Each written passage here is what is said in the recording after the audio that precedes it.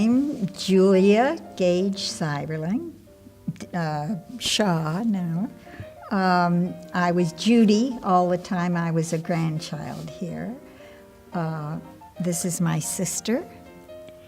Oddly enough, my name is Ann Seiberling Davis, and this is my sister. Well, as a matter of fact, it wasn't until I was an adult that I really had any idea about this. This was the big house. Our wonderful grandparents lived here. We had all these aunts and uncles and cousins, and we just had such a good time here. I had no idea that this was Stan Hewitt Hall, you know.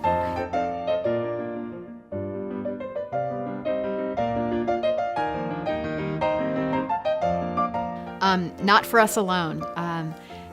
It is Not For Us Alone is so wonderful on so many levels. But literally it meant not for that family alone. On one level it meant their family. Frank Seiberling came from a family of 9 children. He had multitudes of cousins. He ended up having 21 grandchildren, all of whom would come here at various times for Christmas and other holidays if they didn't live here in Akron to gather.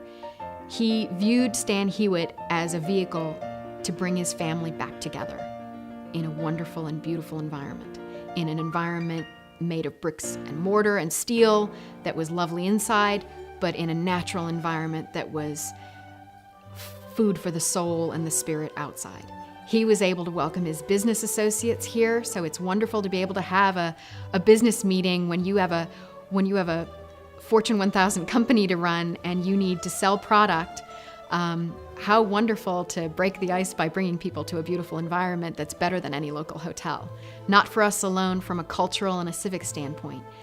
Frank and Gertrude Seiberling were involved and invested in so many organizations in Akron, and it meant that people like you and I can come here on tours and we can experience life from the early 20th century in a grand and gilded age. So the question is, how is it structured? It's structured very soundly with contemporary construction, just like an office building would have been built during the early 1900s. The construction of the building is all steel, concrete, and brick.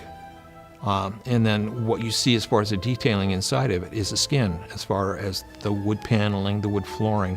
The wood flooring is over a concrete floor. But to control sound, there's a half-inch of felt underneath this floor, so that you could drop a bowling ball on here and you're not going to hear it on the floor below. It's the same type of situation with the wall panelings that you see throughout the house.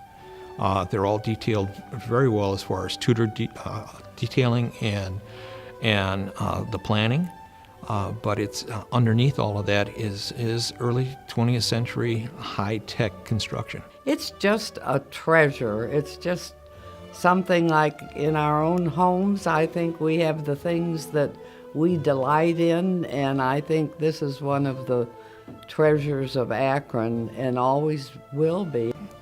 One of the reasons why it started growing was FA first went to Gertrude and Irene and said, what would you like to see in the house? And they said, well, we would like to see a music room.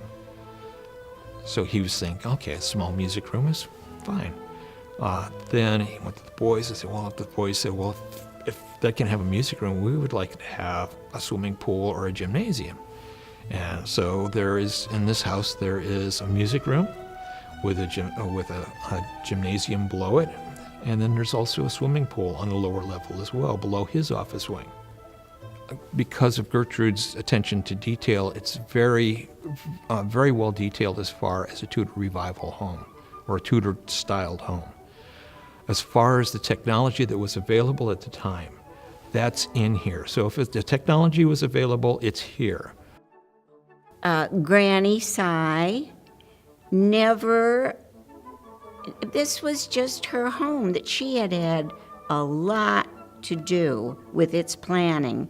She got along famously with the architect, made a number of suggestions, many of which he accepted and went along with. There were others that he said, well, that's not a good idea, and she said, okay.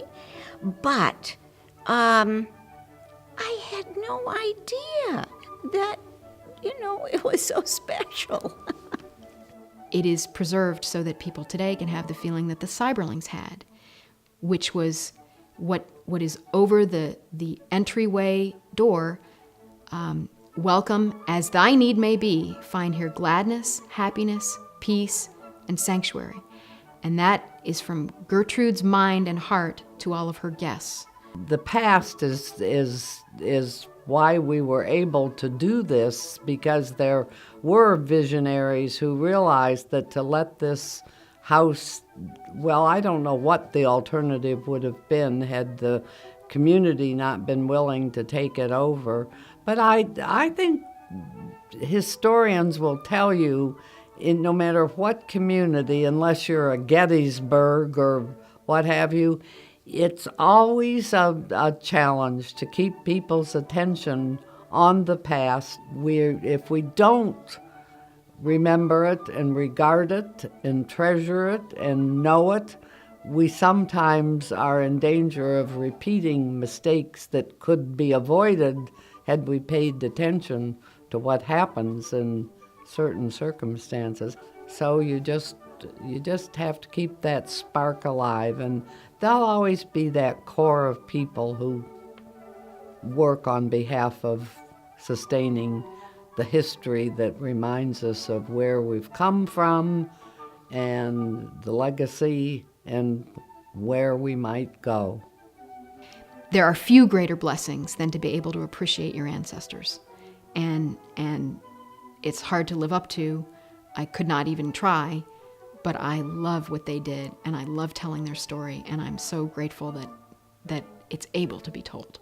But it is also the story of millions of Americans who may not have a lovely estate or a landscaped estate to show for it, but millions of Americans have crossed an ocean, have risked their lives, have pioneered into a wilderness, have gone into the unknown and risked their money and taken their families with them and risked it all and bet on a dream and failed and gotten themselves back up again and succeeded. And my great-grandfather was quoted in a wonderful article in 1924 in Motor magazine. He said, a man is never a success until he's failed. And he also says that a man who feels sorry for himself is lost.